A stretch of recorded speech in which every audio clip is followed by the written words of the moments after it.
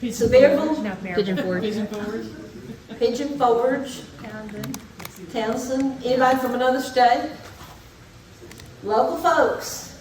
This is a good place. I love coming to visit y'all very, very much.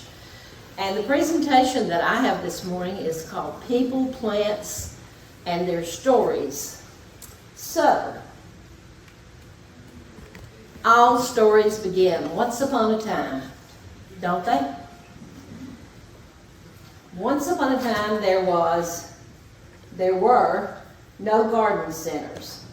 So the only place we could get something to put in our yards were pass-alongs from friends, go out to the woodland for treasures, go to the roadside for beauties, family heirlooms or seed catalogs. But they all produced lots of stories, lots of memories. So I want you to think about walking in a southern garden is taking a walk with friends. And the reason is that everywhere you look, every plant you point to, you know where you got it. Maybe it came from friends, so you visit those friends as you take a walk in your garden. Maybe you got them from the roadside or from the woodland.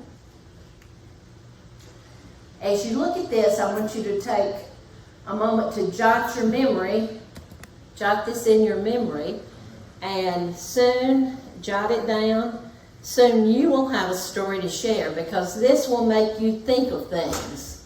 Things that I have here will make you think of things. One child's memories, moi. When I was about 5 years old, my grandmother was a widow, and she had no way to go back to visit relatives and friends.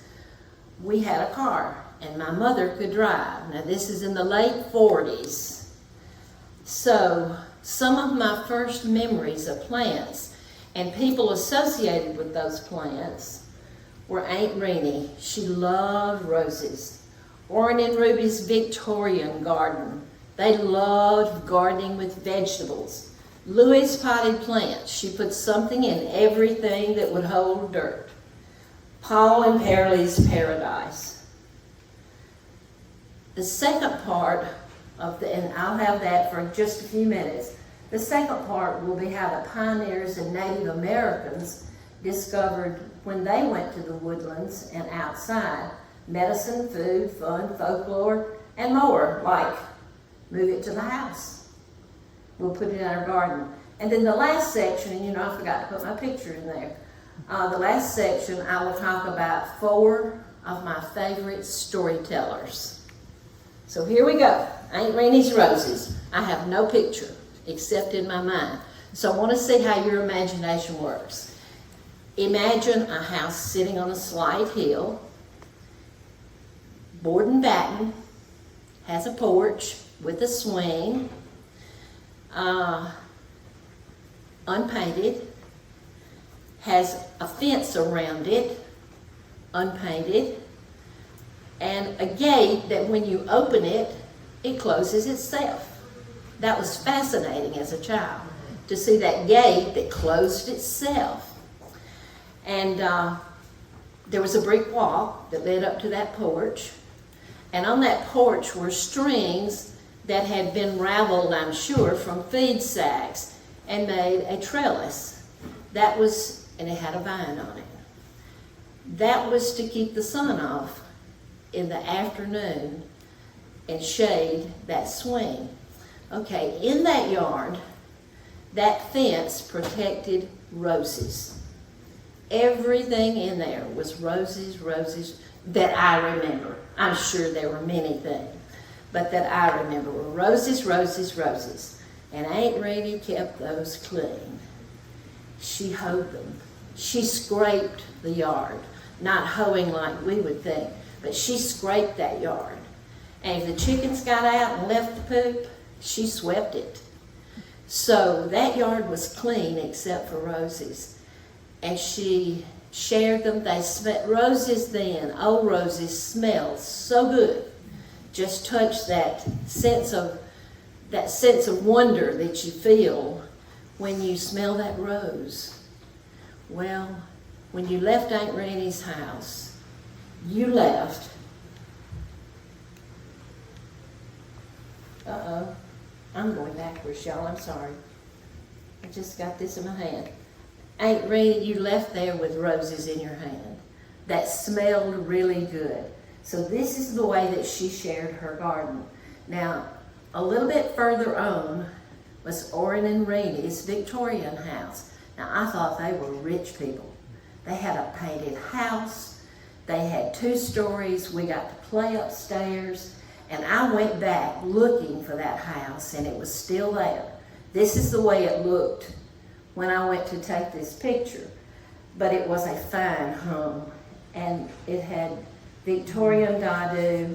It had a fantastic Victorian hothouse, a house where you kept everything through the winters that had been there since 1880. And when I went back, the woman who lived there had just taken it out the week before. So I can't show you a Victorian hothouse, but one of my memories was, this is on the side of the house, was smelling that gardenia and seeing those wonderful blue plants. So those were the plants of Orrin and Ruby, but not their favorite plants. Their favorite plants were in this garden. This is a picture of a similar garden. Their garden had a fence around it, a picket fence around it. And they grew flowers and they grew vegetables. And when we went, you know what we talked about? We talked about who grew the biggest watermelons, who had the first tomatoes. Y'all know that? Any of you gardeners? How you want to beat somebody, at least somebody. So they would spar about who had the best this and who had the best that. And when we went home from visiting, we always took fresh vegetables that they shared. All right, this house is reminiscent. Next generation, that was my grandmother's generation I just talked about. And by the way, these ladies all live in the very southern part of the Appalachian. We live in North Mississippi, and that's the tail end of the Appalachian Mountains. That's the hills and the hollows. We live in the hills and the hollows. Well, this is a Louie is who I remember. She no longer lives, but there's a lady down the road that does the same thing that Louie did, and that is she has a painted house from the 40s. She puts something in every pot. Have you ever been by a house and seen things growing in rusted buckets and pots with holes in them that were no longer good to boil food in, so you go out and plant something in them? Well, I found Edith down the road, and she put something in everything too. She was just like Louie. And look at that churn, a piece of an old pitcher and bowl set, a potty, and then on her porch, her back porch, another churn, looks like a Folgers coffee can down there, and the strawberry jar up at the top. Everything that had a hole in it that would hold dirt would hold a plant. So she puts some in there, and she shares them. And there's a renuzzi cup, and wastebasket, strawberries. Can anybody tell me how I got those in there backwards? I have no idea how I got that in there backwards. And then she has trees. She has 2 trees like this. And around those trees, she has baskets and baskets and baskets of hostas. One time I counted the hostas, and there were 65 hostas. And you know what she does with all of them? She gives them to the people who come to see her. They're giveaways. This is her way of sharing. And guess what I did about last frost, a month ago maybe? I went to visit her. She is 98 years old, and she waters over 100 potted plants with God water. She catches it in buckets, puts it in the milk jugs, and waters it by hand. 98. Prettiest garden you've ever seen. I didn't get them put on here, but I have them in my phone. If anybody wants to see the garden at its peak, when she's got flowers everywhere standing in the middle of it, 98 years old, I'll be happy to show them on my phone when this is over. Okay, then the last one is Paul and Paraly's Paradise. Now at the time, I had no idea that was a paradise. This is my parents. These are my parents. This is a 1946 Putt-Putt John. Y'all know what that is, a John Deere tractor. My daddy farmed. He was in the war, wounded twice in the war, and stayed 2.5 years in Augusta, Georgia, where we kind of began our early years. And then we moved back to Mississippi when all of his surgeries were ended and bought a farm.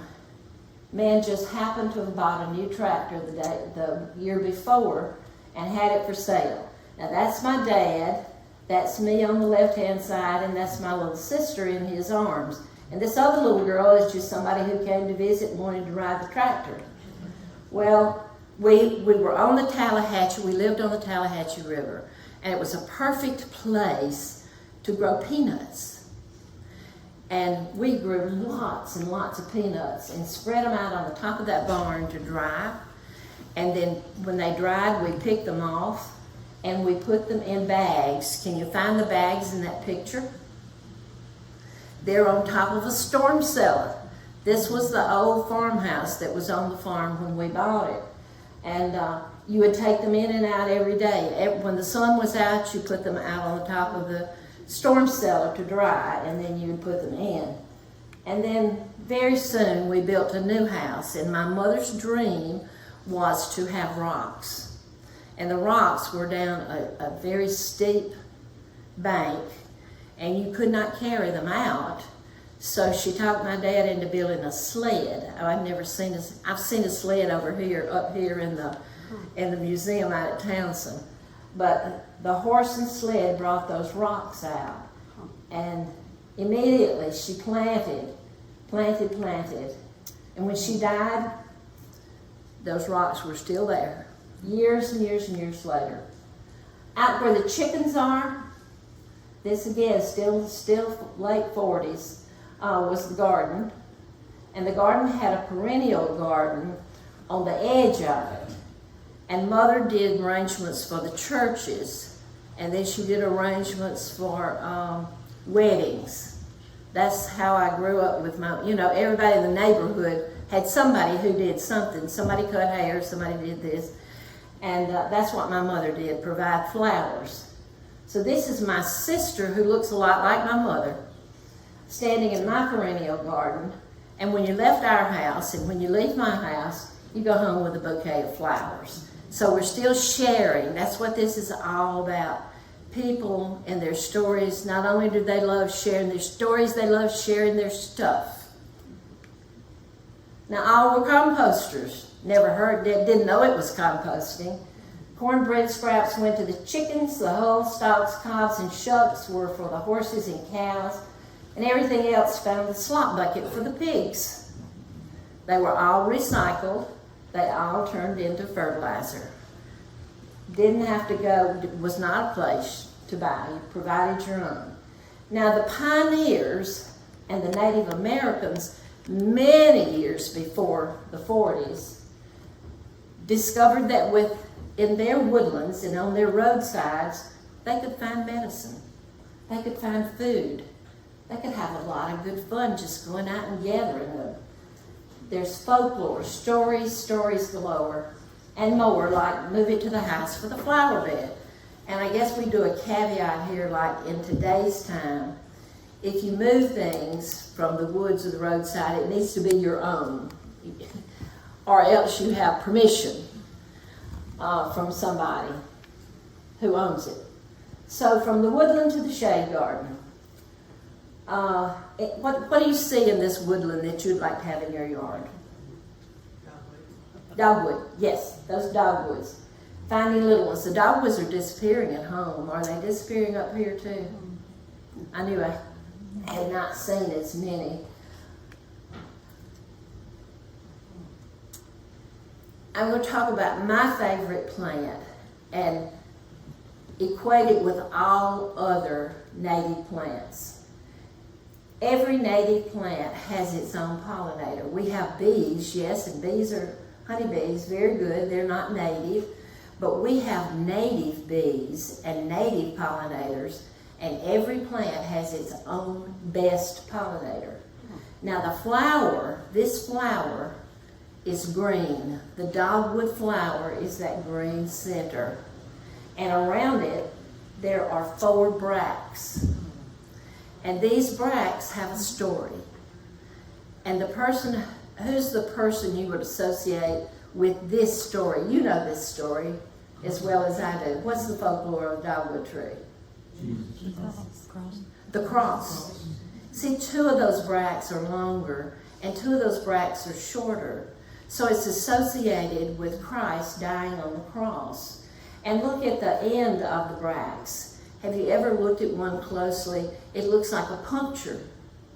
And it's red around it. It's a rusty red around there. So that's the story, the folklore from the dogwood tree. And every plant has a story. Every plant. So if you live anywhere close that you can walk, maybe the Smokies, or maybe your own house, maybe your own yard, maybe somebody else's. Think about every plant having these qualities. It may be, it has its own arrangement, floral arrangement. What do you use this bouquet for? Easter. This is the Easter bouquet because that's when the dogwood tree blooms. And it's its own tree. Now, the lower folklore says it used to be big enough to make a cross, but the dogwood trees don't grow that big anymore. And shall I tell them about the one that is red? When we moved to our place, we had a dogwood tree that was this big, at least, and that's big for a dogwood tree. And it was in the springtime when the sap was rising. And we had, when we first bought our place, we had nailed 2 big nails, I think, a birdhouse to that dogwood tree. And we decided, they were big nails. We decided we didn't need that on that dogwood tree down there where I was starting to put the wildflower garden. So we pulled them out. And y'all, it started oozing red sap.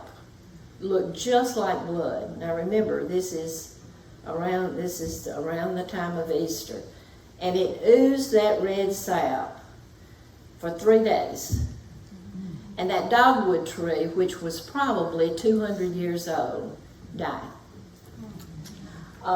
Anyway, I don't know why I told that. It just said, these are my friends. I can tell them this. They won't think I'm totally crazy. Look at, and every plant has, always feel your plants. If you're out looking at a plant and trying to discover what it's all about, feel it. There's something about it. Now, she has been told there's wildlife in that tree, and sure enough, there was. So somebody else tried it too. It's a wonderful climbing tree. Have you ever noticed when the dogwood loses those bracts, what's on the ground? I think the ground is just beautiful. When it's covered with those white dogwood, we call them flowers, but they're bracts. And it's wonderful at Easter time. Then it has the berries which feed. The birds could be associated with loving these berries. I think it supports 80 different wildlife species. Now this one is, you know what this one is. What is that one? Mm-hmm. It's the redbud. Pick off one in your mind. Pick one off. A bud. Now taste it. It tastes nutty. It's just wonderful to put in your spring salads. So if you're a gourmet cook, or if you like doing things to surprise people, this is one of the things to put in that spring salad. And in Thursday's program, I'll tell you several things in a salad. But this is called the Judas tree. And that's a common name. William Faulkner calls it the Judas tree. And that's because folklore says that Judas, who betrayed Jesus, went out and hanged himself on this tree. Okay. This is one of the first little things to bloom in the springtime, called a spring beauty, Claytonia virginica, and it looks white. It's totally edible, so that would work for your spring salad. So who do I associate with this little flower that blooms so early? Geneticist. This plant can change its DNA structure from one year to the next. Have you ever heard of that? Geneticists wonder why. Why does this plant, why can it change like that? And then another change has a corm. You can eat the corm too, eat the whole thing. But then it turns pink. Have you ever noticed, if you become a wildflower watcher, and that's one of your first things you're going to find. And sometimes there's a lawn that just looks white with snow. It has so many on it. When it turns pink, it's sending a signal to the pollinators, I'm ready, I'm ready. So, and then you have the wonderful taste. Now this plant is bloodroot. And you know a lot of things about bloodroot, medicinal value, the Indians using it as war paint. You know several different stories about it. But I only have time to tell one story. This story is about Captain John Smith. Y'all remember Captain John Smith, who he is? Who's Captain John Smith? Back in the 1600s, when America was discovered, Captain John Smith kept a diary. And in his 1612 diary, he wrote that the Indians painted a woman red with red puccoon. That's what this is called, one of the names for bloodroot. Painted a woman red and presented her to one of the colonists to be bed. That's in his diary. I don't know where that diary is, but it's in the diary. Now this plant I would associate with the area of medicine man or medicine woman. That's an oak leaf hydrangea. They grow up here. And I have this sitting close when I give a tour. Inside, where that little foot is pointed, grew an oak leaf hydrangea in the crack of that rock. It lived about 4 years, bloomed for 3 of those years, and then it just didn't have enough nourishment to live. I wish I still had it. I do have a picture, but I couldn't find it. So the medicine man or woman would use it this way. When I see this, I think, doctrina signatures. There were 2 ways that the colonists practiced medicine. One was trial and error. A lot of people died. A lot of people got well, but you tried it. And over the years, you have learned that's what pharmaceuticals use today to do their research in the pharmacognosy departments. And then the other one was, if it looked like a body part, God was sending a signal to use it for that ailment in the body. So, okay, put your thinking cap on. Who's associated, what would be associated with a plant growing in the crack of a rock? Got any stones in your body? They thought it would get rid of stones. Do you know today you can still order, this is the one you usually can get when you order it. This is arborescens. It grows up here too. This is hydrangea arborescens. And you can still get it for prostate problems and something else, kidney problems, if you order it. So, the medicine man. Anybody know what this is? Who said? Pawpaw. This is a pawpaw bloom. Be sure and look at all the plants. Just very, look at them closely. It's a beautiful little flower. Grows in patches. You know, that those right there that you see may all be one plant because they colonize. And they grow in patches to hold hillsides. But the person that, I always think of Little Mary. When I see that, y'all remember the song, Where, oh, where's dear little Mary? Where, oh, where is dear little, what's your name? Emma? Where, oh, where's dear little Emma? Where, oh, where? And where is she? Way down yonder in the pawpaw patch, picking up pawpaws. This is a pawpaw. Put them in her pocket. But, okay, when you eat those, the seeds are very large. And pawpaws are very good to eat. They're about half the size of a banana and taste a lot like it. But it's insecticidal. Those seeds have an insecticide in there. You save the seeds, and guess what you did with them? You dried them. You took a mortar and pestle. You know what a mortar and pestle is? Great-grandma's house would have had a mortar and pestle there where they would grind those seeds and they'd put them in hair for head lice to kill the lice. And it worked. It's an insecticide. So today, the people who make insecticides are very interested in this bark. They're also studying it for cancer. But you know, the one I want to associate with for you is the man or woman or girl or boy who goes to the woods. And that's what this conference is all about. What can you find in the woods? So, guess what that is? Everybody who spends very much time in the woods sooner or later has to go. And when you have to go, you have to know what's there that might harm you. This is the softest leaf. It will get to be the biggest leaf.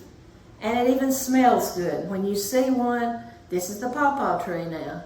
When you see one, crush it and smell it so you learn how to recognize it when it's time to go.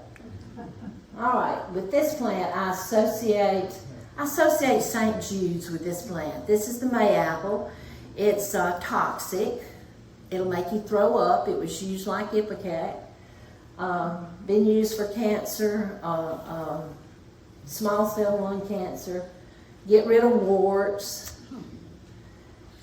But St. Jude's has found a cure for leukemia from this plant. If you visit there in the springtime, you'll find this plant growing in their atrium. So I associate this plant with St. Jude's Hospital. A lot more stuff about it. But there's one little part of it that's edible. It becomes you can make jams and jellies. All right, this one is associated with St. Patrick. You see those 3 leaves? That's violet wood sorrel. Not only does it taste really good, people collect them for little bouquets and whatever. It doesn't grow very tall. The bloom comes on up about like this. Has anybody ever tasted one? Tastes real sour. People in these mountains call them sheepshires. Have you ever heard of sheepshires? Going to the woods and picking sheepshires. Has oxalic acid and tastes really good. Another good one for your salad. But I want you to associate St. Patrick with it because this is the plant that he used to teach the Trinity. He was teaching the Irish people about God the Father, the Son, and the Holy Ghost. They couldn't understand. So he reaches down and picks up this plant that he called a shamrock. And he says, see, it's 1, but yet it's 3. And supposedly they believed. And that's the real story of St. Patrick's Day, not the green beer. In your yard, you may have oxalis, perfectly good to eat and put in your salads if they have not been sprayed. And you might have this in your lawn, just coming up in your lawn. And it has little bitty seed pods that's called, what is that? Somebody came and told me. My daddy would always show us, can't remember. But anyway, you can find it there. Okay, a little bit about sustainability. You know what sustainability is? Sustainability is life. What does it take to keep life going? So, bird watchers, I'll associate bird watchers with this. The first little bird to come back from over the ocean is the hummingbird, and he comes back in March. In fact, well, depending on where you live, he comes when red honeysuckle starts to bloom in the woods, and when red buckeye starts to bloom in the woods. They have the nectar that he needs, and they grow all the way from down on the coast all the way up the eastern seaboard. So they have food to eat as they come back. And of course things bloom later as you go further north. So when you have those, the hummingbirds will be there too. There's a pollinator on that one. And then in the fall, when they get ready to go back across the ocean, God puts out their jewelweed. And you know why things are called weed? Because they're prolific. There are lots of them. So jewelweed is out there for sustainability in the fall. So let's talk about that buckeye. That buckeye will mature and have a buckeye on the left. It's said that Appalachian peoples gave them to their children to put in their pockets because they could tell the difference between the chestnut. The chestnut is on the right, and the buckeye, they're good to eat and good to sell. And the buckeye is on the left, very poisonous. Another thing, though, that I want a person to associate with it is the Indians. You know what the Indians found out to do with it? Y'all know. Somebody knows in this bunch, no? They crushed it into a powder, threw it into the lakes and streams. It would stupefy the fishes so that they would become disoriented and come to the top. And you could easily club them or spear them. So as long as you got a buckeye in your pocket, you got fish bait. Y'all have heard that before, I'm sure. And I have somebody who passes them out at my house. Okay, jewelweed, back to the medicine. Never leave home without it. This is what it's good for, medicinally. See anything on there that you've ever had that you wish you had had jewelweed for? Well, it's really good for bee stings and whatever when you're going barefoot. Growing next to the water, equisetum. Equisetum is a plant that's the oldest fossilized, and I may have a fossil that I'm showing on Saturday. I'm not sure if I have it in there or not. Do you remember? An old one is this vigoretta. It's the oldest fossil that paleontologists have ever found. And it has silica in it, or sand. And it's called scouring rush because you would wad it up and scrape your pots and pans. And men would sand their wood, fine wood things. This is their sandpaper. Women used it as nail files. This plant is associated. Oh, I have a question. Anybody in this audience need a man? Okay. Do you accept returns? Pardon? Do you accept returns? How about that? This is cardinal flower. It's one of the two best known love potion plants. Now this one, you dug it ceremoniously, took it and touched every part of your body you wanted to be passionate. And it's said to be good for anybody, but especially older women. The trillium is the other love potion plant. It has, they're different kind of, it has a corm on the bottom of it, and the folklore says that, I'm going to tell you the story of the Indian maiden. You have to be a good cook. You need to be a good cook. You grind this trillium root into a powder, cook a very good meal, sprinkle it over your meal, feed it to the person you want to fall in love with you. See, you get to choose, and they will love you forever. And the best story is the Indian maiden whose time had come, and she chose the chief's son. So she prepares her meal and her trillium, and she takes it to the council where he is. And she trips and falls, but saves her food. And everybody laughs. And she looks over, and he's laughing the hardest.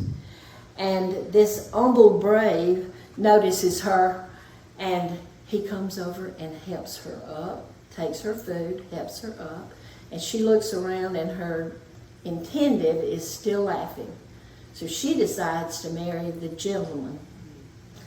And the rest of their life, people say, "What's the secret to your happiness?" And they say, "Trillium root."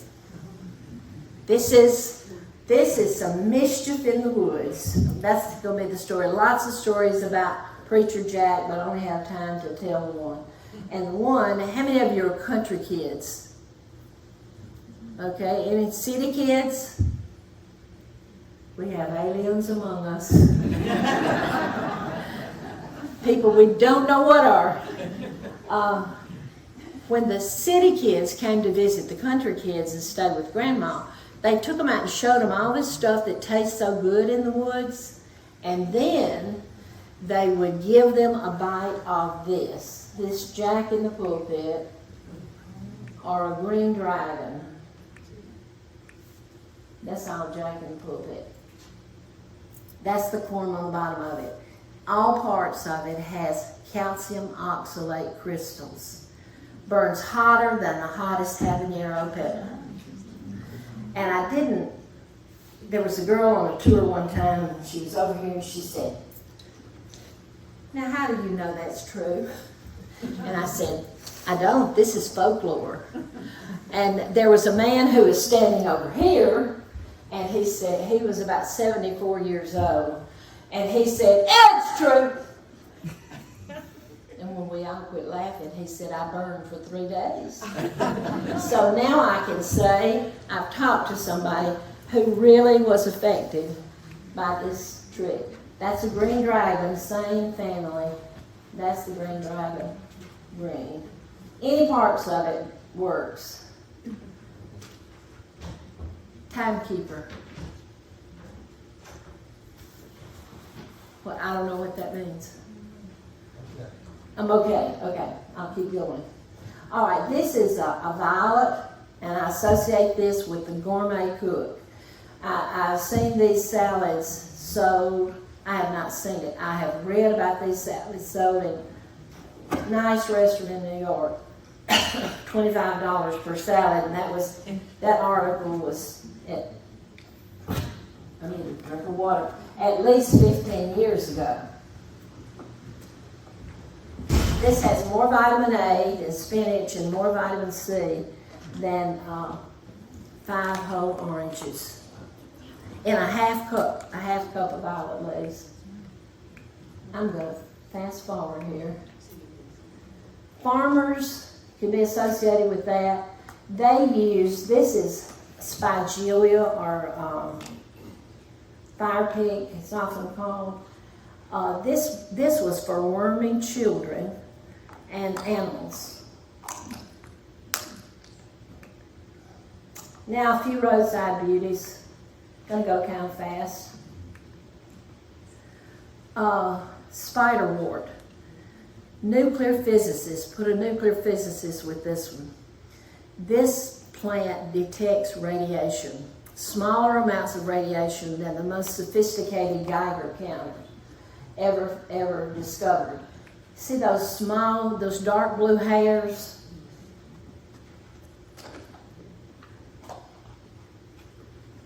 Those blue hairs will turn pink with almost no radiation, but if there's a radiation leak, Germany's been using it around their nuclear plants for at least 50 or 60 years. Goldenrod, are you allergic to it? Think you are? A goldenrod does not spore. It's the ragweed that grows right beside it that spores. But here's what I want to tell you about this plant. There's so many good stories about this plant. But the one I've got time to tell. Henry Ford. What kind of car, man? What kind of car is that? A T-model Ford. What kind of tires are on it? Rubber. Where did he get his rubber? From the goldenrod plant. Goldenrod has 7% rubber in it. And his good friend Alva Edison worked with it until he had it producing 12% rubber. And then they discovered the rubber plant in South America. That was all over. I have to tell you this. It can be dry. It can be used as a tea. It was known as Liberty tea. When the colonists threw all the tea overboard, they had to have something to drink, and they experimented. This was their favorite tea.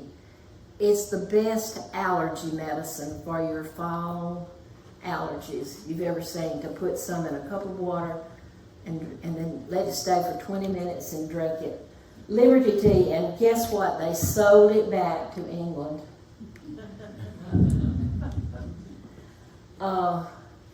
Yarrow, this one was used by Civil War soldiers for bleeding. It was the most used plant.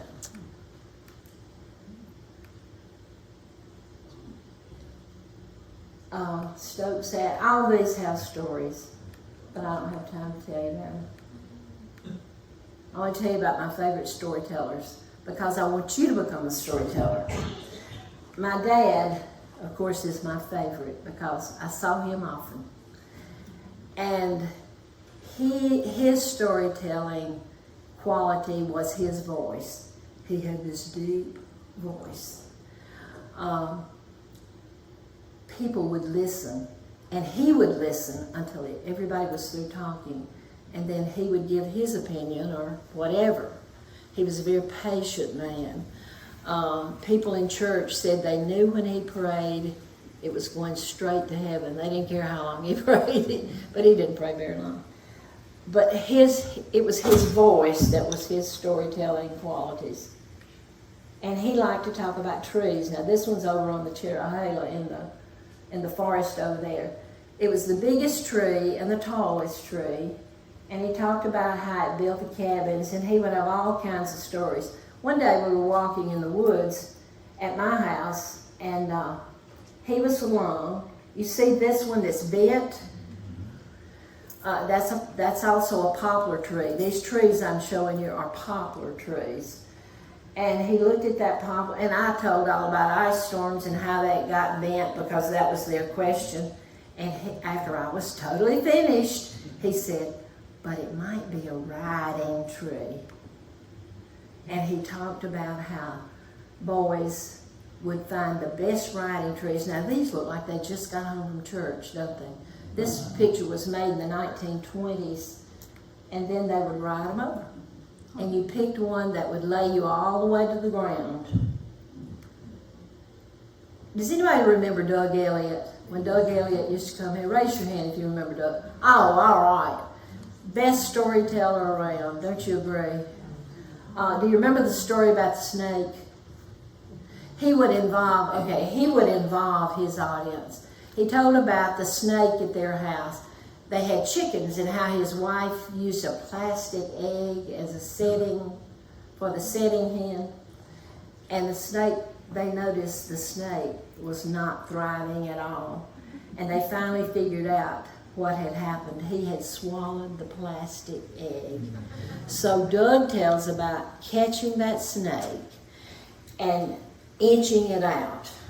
And he would say, and we moved it inch by inch by inch, and he involved the audience. He said, help me, inch by inch by inch. He was a wonderful, wonderful storyteller. He talked about Oh, I didn't bring it in. I'll bring it in for my next presentation. I have his backpack. And Doug developed, what did he develop? Parkinson's disease. But he had a French harp, he would play with his mouth, he had a tambourine, and he had this thing he put in his shoe and he had a 3-piece band. But his backpack, he always loved telling about how the poplar tree would make the basket backpacks. And I'll have that sitting in here Thursday. And one of the stories he told was about the little people who guarded the woods and how they were always watching you and they were reporting to you, to somebody, to whoever had them about you. And if you run through a spider web, the little people are taking my picture. And I don't remember what this one was. If you step on a rock and it moves, they're weighing you to see how much you weigh. They're getting your statistics. And if you want to say something to them, this is your microphone that goes straight to the little people. Now, Doug did his stories by writing. He wrote books. He did CDs, he did DVDs, all kinds of stuff. And if you ever get a chance to buy some of Doug Elliott's things, they're worth every penny of it. Now this guy, anybody ever heard of Kent Bonar over in Arkansas? Okay, there was a time 20 years ago, probably, he was on TV. There was a documentary about him. He lived over on the Little Buffalo River, and he was very at odds with the Forestry Service for whom he worked. And he's been fired and hired. And if you Google him, it'll tell you how many times I think he's been fired and hired for opposing what the foresters were doing. And his goal was to save the forest. And I thought, man, if I could ever meet that man. He did drawings by candlelight, did pen and ink drawings by candlelight. And I thought, oh, he would be so interesting to me. Several years later,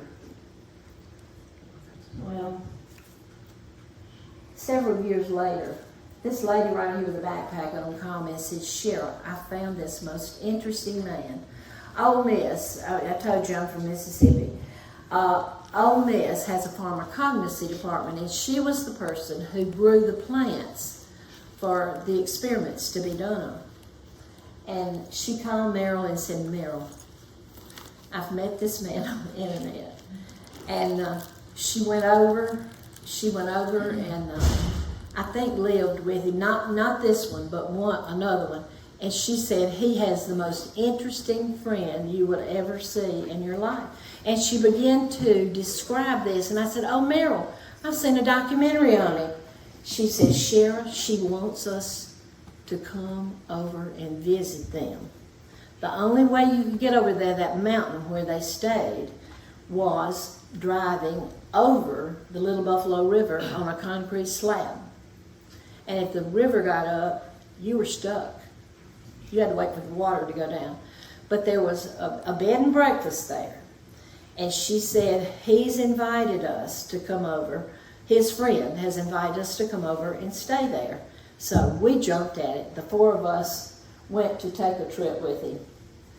And we said, will he take us on a walk? And he said, I don't know. He's a strange fellow. And I said, we would love to go on a walk. So when we got there, yes, he would take us on a walk. So the day we went for a walk, we were going to walk from this mountain over here to that mountain over there today.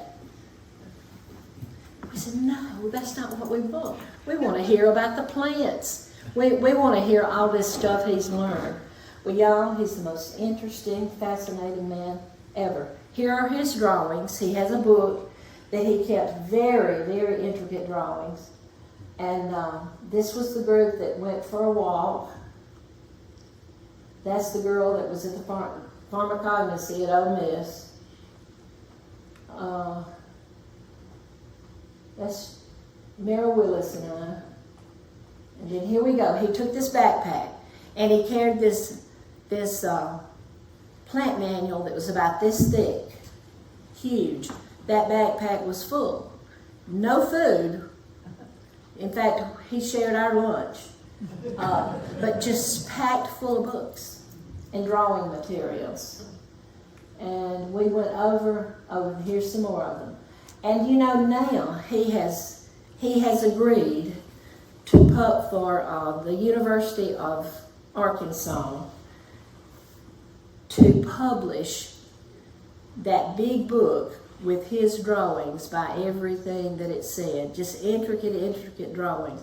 Now I'm waiting for the time when he publishes those drawings in that notebook, because he told us about the relationship between plants and animals. It just blows your mind. If you ever get a chance to read anything, he's starting to be recognized by the people who matter in pharmacognosy.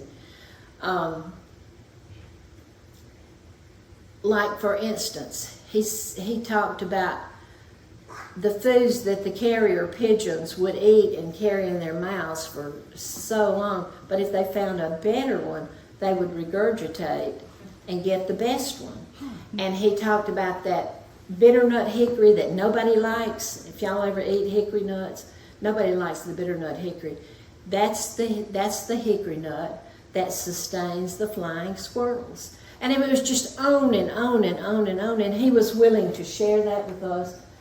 And sure enough, we took him home, and sure enough, it was just like that documentary said. He lived up there with no water and no electricity and 30 dogs.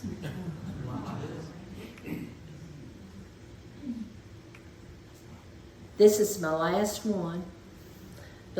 This is a good friend, Margaret Gratz, who has she's also a writer. Now, what's his name? I just told you, Kent Bernard. Kent Bernard just didn't share his. He just had it within him, and now he's sharing with the University of Arkansas. And this lady is a genteel Southern lady. She writes books. And I had some of her newest books up here that I was going to show you and forgot.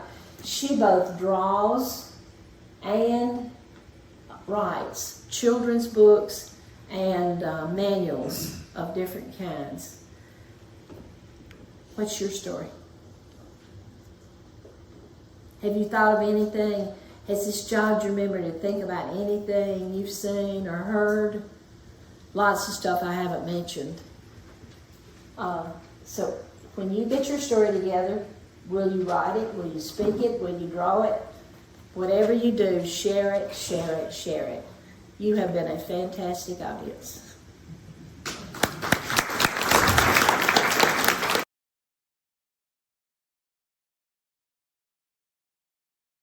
He lives above Asheville, and he's a hippie who traveled across the United States, and I think Kent Bernard also, because those folks with him up there, we think were draft dodgers living up there in the middle.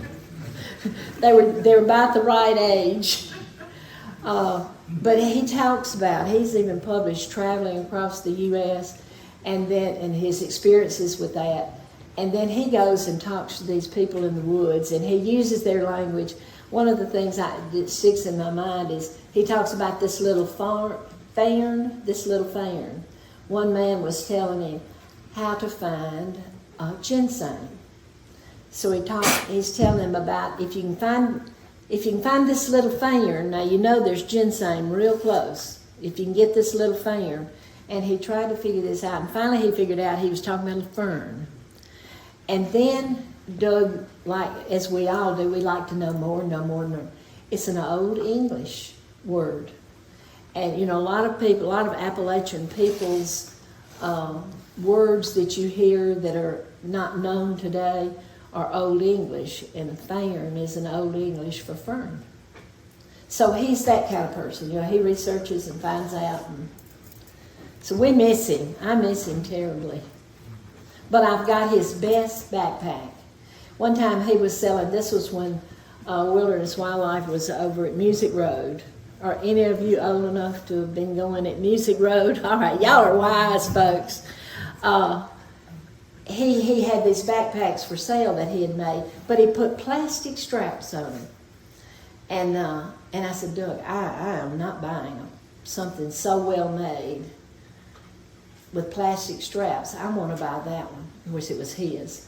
He said, that's mine. It's dirty. I said, I don't care. And he had cordage that was made from different barks and leaves, and cordage was hanging on it. Come back. I'll set it in here so y'all can see it. And he finally said, you really want to buy this one? I said, I really do. He said, it's very expensive.